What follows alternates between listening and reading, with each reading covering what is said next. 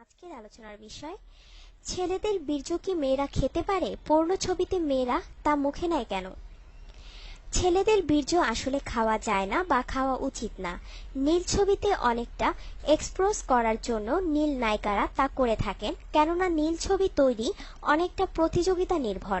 যার ছবিতে যত বেশি আকর্ষণীয় ও চাঞ্চল্যকর বিষয় থাকবে তার ছবি তত বেশি হিট হবে।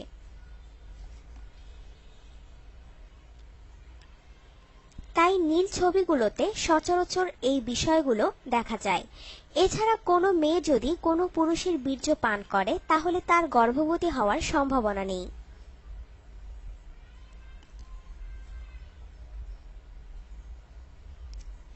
যার বীর্য পান করা হচ্ছে, যদি ওই পুরুষের কোনো যৌনরোগ থাকে বা সে যদি অপরিচ্ছন্ন জীবনযাপন করে থাকে, সেক্ষেত্রে বিভিন্ন যৌনরোগ এমনকি মুখে ক্যান্সার পর্যন্ত হতে পারে। সার্বিক বিবেচনায় যৌনরোগ বা ক্যান্সারে আক্রান্ত হওয়ার চেয়ে তা প্রতিরোধ করাই বিজ্ঞতার পরিচায়ক।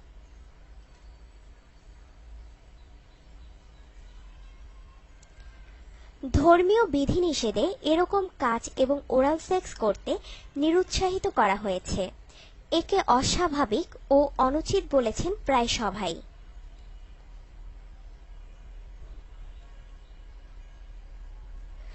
যদিও ডাক্তারদের ভেতরে এ নিয়ে মতভেদ আছে, খুব কম সংখ্যক ডাক্তার বলেন যে এতে কোনো ক্ষতি নেই, যেহেতু বীর্যে মূলত প্রোটিন থাকে, কিন্তু এই পরিমাণ প্রোটিনে মানুষের শরীরের কোনো উপকার হয় না।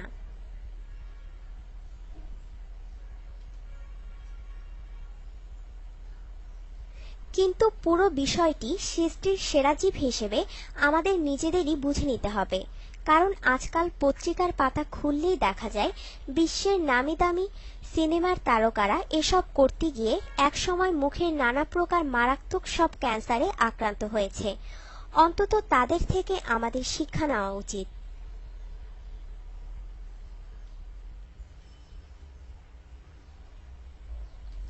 বীর্য এক প্রকার নাপাক পানি, আর নাপাক জিনিস হারামের অন্তর্ভুক্ত। তাই খাওয়া কখনোই উচিত হবে না। খেতে চাইলে সব খাওয়া যায়, এটা খাওয়া রুচিহীনের পরিচায়ক। এছাড়া এটা অবশ্যই এড়িয়ে যাওয়া কর্তব্য।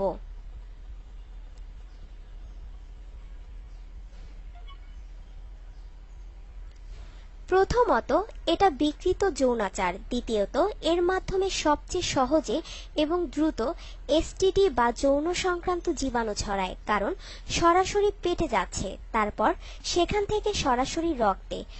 পশ্চিমা বা ওই রকম দেশে তৈরি এরকম যেসব তথ্য দেখা যায় তার সবই ভুয়া এবং নিছক ব্যবসায়িক কেন্দ্রিক। লেজ কাটা শেয়াল চায় যাদের লেজ আছে তাদেরটাও যেন কাটা পড়ে। ধর্মীয় পণ্ডিতগণ বলেন হারাম। আমাদের টিপসগুলো আপনাদের জীবনকে যদি সুন্দর ও সুখময় করার জন্য কিঞ্চিত পরিমাণে কাজে আসে, তবে দয়া করে আমাদের চ্যানেল সাবস্ক্রাইব, লাইক ও শেয়ার করবেন। ধন্যবাদ।